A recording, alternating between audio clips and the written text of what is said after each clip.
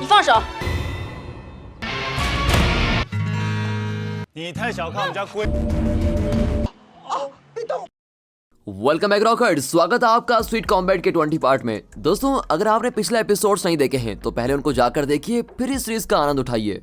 पिछले पार्ट में फेंग्यू के दादाजी ने मिंगटैन की दोनों नौकरियां छीन ली थी और उन दोनों शॉप्स को भी खरीद लिया था। यहाँ तक कि उसकी हाउस ओनर को भी धमकाकर उसका घर खरीद लिया था।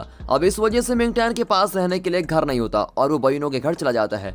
अब इस पार्ट की शुरुआत में बयूनो के घर 3 आदमी आते हैं। वे कहते हैं कि हम एक बड़ी कंपनी से आ रहे हैं और हम आपके होटल और घर को अच्छे दाम पर खरीदना चाहते हैं। बयूनो की माँ समझ जाती है कि ये उसी बड़े आदमी का काम होगा। वो उनको खूब डांटती है कि मेरे होटल और घर को खरीदने वाले तुम होते कौन हो। लेकिन बदले में वो बयूनो की माँ से लड़ने लगते हैं कि बचने के अलावा तुम्हारे पास और कोई रास्ता नहीं है।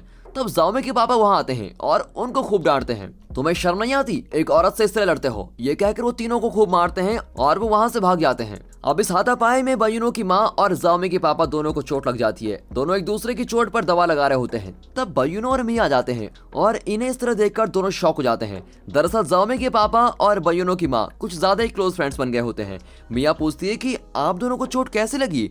फिर वो उनको पूरी बात बताते हैं और उन आदमियों का कार्ड उनको दिखाते हैं। अब उस पर फैंग कॉर्पोरेशन का नाम होता है और ये दोनों समझ जाते हैं कि फेंग्यू के दादाजी ने ही ये सब काम किया है। ये सब फेंग्यू की वजह से ही हुआ है। ये कहकर मिया बहुत ही गुस्सा होकर चली जाती है। अब अगले सीन में फेंग्यू मिंगटैन के घर जाती है, लेकिन हाउस ओनर कहती है कि मिंगटैन ये घर खाली कर चुका है। फेंग्यू चौंक जाती है कि मिंगटैन ने मुझको क्यों नहीं बताया और तब मिया उसको कॉल करती है। मिया फेंग्यू से मिलती है और कहती है कि तुम्हारी वजह से मिंगटैन को ये सब झेलना पड़ रहा है। तुम्हारे दादाजी ने उसको बेघर कर दिया। इस तरह वो फेंग्यू को बहुत ही डांटती है। अपने दादाजी के बारे में ये सब सुनकर फेंग्यू एकदम गुस्से में वहां से चली जाती है और फिर वो सीधे दादाजी के पास जाती है और कहती है कि क्या आपके अंदर इंसानियत नाम की कोई चीज है कि नहीं। मिंगटैन के साथ आप ऐसा क्यों कर रहे हैं। दादाजी कहते हैं कि मेरे पास और कोई रास्ता नहीं था बेटी। मैंने उसको एक ऑफर दिया लेकिन उसने मेरा ऑफर लेने से इनकार कर दिया, इसीलिए मुझको ये सब करना पड़ा और ये सब मैंने तुम्हारी भलाई के लिए तो किया है। अब फेंग्यू अपना गुस्सा कंट्रोल नहीं कर पाती और पूछती है कि आज तक आपने मेरी भलाई के लिए किया क्या है। अंकल जी मुझसे कितना प्यार करते थे, मेरा कितना ख्याल रखते थे, लेकिन आपने उनके साथ क्या किया। उन्हें नौकरी से निकाल दिया। इस वजह से उन्हें बॉक्सिंग फिर से शुरू करनी पड़ी और टूर्नामेंट में वो मारे भी गए, लेकिन तब भी आपका दिल नहीं पिघला। उस दिन भी आपने यही कहा था कि आपने अंकल जी को स्ट्रांग बनाने के लिए उनको नौकरी से निकाल दिया था। अगर आपने वैसा नहीं किया होता तो आज मेरे अंकल जिंदा होते। सच बताऊं दादाजी, आप मेरी भलाई करने के नाम पर मेरी लाइफ की हर खुशी को मिट्टी में मिला रहे हैं। और इस तरह वो बहुत ही कुछ कह जाती है। तब दादाजी कहते हैं कि तुम ये सब इसलिए कह रही हो क्योंकि तुम सच नहीं जानती, तो आज सच सुनने के लिए तैयार हो ही जाओ। मिंगटैन के पापा मर गए ये तो तुम जानती हो, पर क्या तुम ये जानती हो कि उसके पापा कैसे और क्यों मरे। वो एक फेमस बॉक्सर थे। एक टूर्नामेंट में उन्होंने अपने अपोनेंट को मार डाला और इस वजह से वो बहुत ही गिल्टी फील करने लगे। उस हादसे को भूलने के लिए वो शराब के आदी हो गए और आखिर में मर गए। और उन्होंने जिस आदमी को रिंग के अंदर मारा, पता है कौन था वो आदमी? वो आदमी कोई और नहीं बल्कि तुम्हारे प्यारे अंकल जी थे। और ये सुनकर तो फेंग्यू की धड़कन ही रुक जाती है। उसकी तो कुछ भी समझ में नहीं आता और वहां से भाग जाती है। फिर वो मिंगटैन के पुराने घर पहुंचती है और वहां बैठकर सोचने लगती है कि शायद दादाजी झूठ बोल रहे हैं, मुझे सोच समझकर फैसला करना होगा। और तब मिंगटैन फेंग्यू को ढूंढता हुआ वहां पर आता है। वो कहता है कि फेंग जोयू ने मुझे बताया कि तुम फिर से दादाजी से लड़कर आई हो। तुम ऐसा क्यों कर रही हो? मैं अपनी प्रॉब्लम्स को खुद ही ठीक कर लूंगा, तुम प्लीज दादाजी से माफी मांग लो। तब फेंग्यू पूछती है कि क्या तुम्हारे पापा एक बॉक्सर थे? अब मिंगटैन समझ नहीं पाता कि ये सवाल क्यों कर रही है। हाँ, मेरे पापा बॉक्सर थे। और अब फेंग्यू को डर लगने लगता है। और क्या तुम्हारे पापा ने आखिरी मैच दूसरे स्टेट में जाकर खेला था? क्या उन्होंने डेथ स्ट्राइक मूवमेंट से अपने अपोनेंट को मार डाला था? और यहाँ मिंगटैन हैरान होता है कि ये इन बातों को कैसे जानती है और इस वक्त अचानक ये सब क्यों पूछ रही है। वो कहता है कि हाँ, ये सब कुछ ठीक है। अब फेंग्यू से अपना गुस्सा कंट्रोल नहीं होता और वो तुरंत वहां से जाने लगती है। मिंगटैन उसका हाथ पकड़कर पूछता है कि तुम ये सब क्यों पूछ रही हो और इस बात पर इतना गुस्सा क्यों हो रही हो। फेंग्यू कहती है कि तुम्हारे पापा ने रिंग के अंदर जिस बॉक्सर को मार डाला था वो मेरी जान से भी प्यारे मेरे अंकल जी थे। और ये कहकर वो रोने लगती है और वहां से भाग जाती है और मिंगटैन को बहुत ही बुरा लगता है। फेंग्यू रोती हुई घर पहुंचती है। उसकी हालत देखकर फेंग जोई उसको एक कमरे में लेके जाता है। फिर वो दादाजी से आर्ग्यू करता है कि बहुत साल बाद दीदी इतनी खुश थी, लेकिन आपने न जाने उससे क्या कहा और वो फिर से उसको रुला दिया है। मैंने कभी नहीं सोचा था कि आप इतना बुरा काम कर सकते हैं। आखिर में वही हुआ जो आप चाहते थे। अब दीदी मिंगटैन से फिर से नफरत करने लगेगी। कम से कम अब तो आप मिंगटैन को चैन से रहने दीजिए, प्लीज उस बेचारे को परेशान मत कीजिए। ये कहकर फेंग जोई गुस्से में चला जाता है। अब फेंग यू बहुत ही उदास बैठी होती है। तब मिंगटैन उसे वॉइस मैसेज करता है कि मुझको बहुत ही बुरा लग रहा है, तुम्हारा दुख मुझसे देखा नहीं जाता। फेंग्यू रिप्लाई करती है कि फिक्र मत करो, मैं ठीक हूँ, लेकिन मुझे थोड़ा वक्त चाहिए। कुछ दिन अगर हम दोनों ना मिले तो बेहतर होगा। जब मेरे माइंड के सारे कंफ्यूजन दूर हो जाएंगे तो मैं खुद ही तुमसे मिलने आ जाऊंगी। अब मिंगटैन का दिल ही टूट जाता है कि अब फेंग्यू उससे कभी नहीं मिलेगी, पर वो हिम्मत करके कहता है कि तुम जितना चाहो टाइम ले लो और जल्दी सब कुछ ठीक हो जाएगा। अब अगले सीन में अकड़ू कहीं पर जा रहा होता है कि हुडी बीच में आ जाता है और अकड़ू पूछता है कि अरे तुम कौन हो, लेकिन वो ठीक से जवाब नहीं देता और अकड़ू के नजदीक आने लगता है। अब अकड़ू घबराकर उसको अटैक करने जाता है, लेकिन एक ही पंच में वो अकड़ू को लहूलुहान कर चला जाता है। अब अकड़ू हॉस्पिटल में होता है। सुनहाओ और जियोफेंग उससे मिलने आते हैं और पूछते हैं कि वो कौन था जिसने तुम पर हमला किया।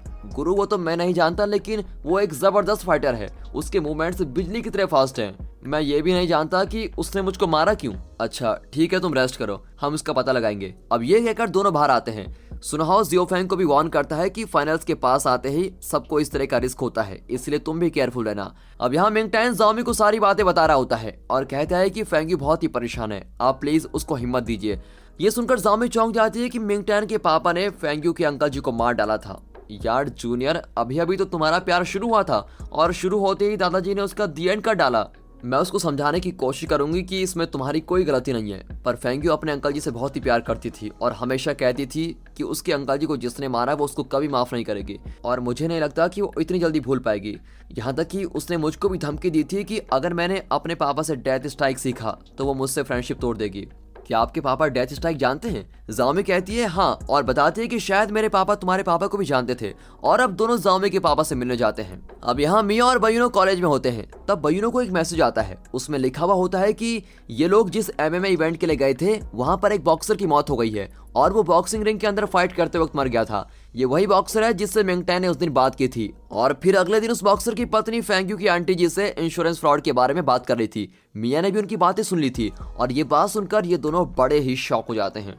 वहाँ जाओमी अपने पापा को मिंगटैन के बारे में सब कुछ बता देती है। वो कहते हैं कि मुझे तो उसी दिन लग गया था कि इसके मूवमेंट्स मैंने कहीं देखे हैं, तो तुम मेरे दोस्त के बेटे हो। देखो बेटा, अब तुम खुद को अकेला मत समझो, मैं अपने दोस्त के बच्चों को इस तरह भटकने नहीं दूंगा, मैं तुम्हारे भाई बहन का ख्याल रखूंगा।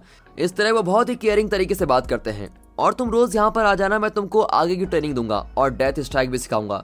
तुम बिल्कुल अपने पापा की तरह बहुत ही शांत और अच्छे स्वभाव के लगते हो, लेकिन मुझे हमेशा शक था कि तुम्हारे पापा जैसा शांत इंसान किसी की जान कैसे ले सकता है। जरूर कोई गलती हुई होगी। लेकिन मिंगटैन कहता है कि मैं डेथ स्ट्राइक नहीं सीखना चाहता, उसकी वजह से मेरा परिवार तहस नहस हो गया और फेंग्यू के अंकल जी भी मर गए।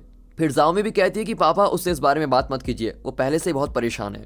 अब जाओमी फेंग्यू के पास जाकर कहती है कि मैं तुम्हारा दर्द समझती हूँ, लेकिन अगर मिंगटैन के पापा ने गलती की भी तो तुम उसकी सजा मिंगटैन को मत दो, वो खुद भी बहुत ही परेशान है और उसने ये सब एक्सपेक्ट नहीं किया था, इसलिए तुम अच्छी तरह से सोचकर फैसला करो। और यह कहकर वो चली जाती है। यहाँ क्लास में मिया उन दो औरतों के बारे में सोच रही होती है जो उस दिन रेस्टोरेंट में बैठकर इंश्योरेंस फ्रॉड जैसी चीजों के बारे में बात कर रही थी। उस दिन मिया ने खूब पी रखी थी, इसलिए उसको कुछ ठीक से याद भी नहीं था, लेकिन उसे लगता था कि शायद इंश्योरेंस के पैसों के लिए ही वो बॉक्सिंग रिंग के अंदर मर गया था, और शायद फेंग्यू के अंकल जी के मामले में भी कुछ ऐसा ही हुआ होगा। यहाँ फेंग जुई मिंगटैन के घर के बाहर वेट कर रहा होता है। मिंगटैन के आते ही वो उसको घर की चाबी देता है और कहता है कि अब तुम्हें यहाँ से कोई नहीं निकाल सकता, पर मिंगटैन कहता है कि मैं दूसरा घर ढूंढ लूंगा, मेरे लिए तुम परेशान मत होना। ये कहकर वो चाबी लौटा देता है। इस पर फेंग जुई कहता है कि अब मैं इस घर का ओनर हूँ, लेकिन मैं तुमको यहाँ पर फ्री में रहने को नहीं दे रहा हूँ, तुम हर महीने मुझको रेंट दे देना। अगर अब तुमने ये घर छोड़ दिया तो मुझे और फेंग्यू को बहुत ही बुरा लगेगा। अब मिंगटैन चाबी ले लेता है और फेंग्यू के बारे में पूछता है। फेंग जुई बताता है कि वो अब भी बहुत ही परेशान है, मुझे एक जरूरी काम है, और ये कहकर वो जाने लगता है। अब मिंगटैन उसको रोक कर कहता है कि मैं फेंग्यू से एक बार मिलना चाहता हूँ, क्या तुम इसमें मेरी मदद करोगे? मैं तुम्हारी फीलिंग समझ सकता हूँ, लेकिन इस वक्त मेरी दीदी बहुत ही गुस्से में है और उदास भी है। अगर इस वक्त तुम उससे मिलोगे तो बड़ी प्रॉब्लम हो सकती है। क्या इस वक्त तुम्हारा उससे मिलना जरूरी है? हाँ फेंग जुई, मैं उससे मिलना चाहता हूँ और बात करना चाहता हूँ, तभी ये प्रॉब्लम सॉल्व हो सकती है। अब फेंग जुई मिंगटैन को अपने घर लेके जाता है। यहाँ फेंग्यू का मूड बहुत ही खराब होता है और वो गुस्से में प्रैक्टिस कर रही होती है। फेंग जुई कहता है कि गुस्से में और वो भी अकेले में प्रैक्टिस करना सेहत के लिए हानिकारक है, इसीलिए तुम्हारे साथ प्रैक्टिस करने के लिए कोई आया है, देखो कौन है। ये कहकर वो मिंगटैन को वहां छोड़कर भाग जाता है। अब फेंग्यू का गुस्सा और बढ़ जाता है। मिंगटैन कहता है कि मैं तुम्हारा दुख समझ सकता हूँ, लेकिन तुम मेरे बारे में भी तो जरा सोचो, पिछली जनरेशन की गलती की सजा तुम मुझको क्यों दे रही हो? इसमें मेरा क्या दोष है जो तुम मुझको सजा दे रही हो? इतना ही नहीं, उस दुर्घटना के बाद मेरे पापा एकदम से टूट चुके थे, इसीलिए उन्होंने हद से ज्यादा पीना शुरू कर दिया था। मेरी माँ को सब खोने की पत्नी कहकर उसका दिल दुखाते थे, और ये सब वो सह नहीं सकी और हम सबको छोड़कर चली गई। और हद से ज्यादा शराब पीने की वजह से मेरे पापा भी तड़प तड़प कर मर गए। इसलिए मुझे फाइटिंग से नफरत है और मैं अपने पापा से भी नफरत करने लगा था।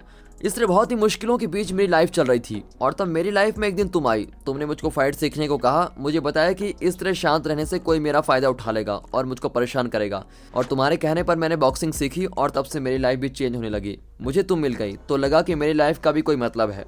पर अब तुम्हें इस तरह से दुखी और परेशान देखकर मुझसे रहा नहीं जाता। इस बुरे वक्त में मैं तुमसे अलग नहीं होना चाहता।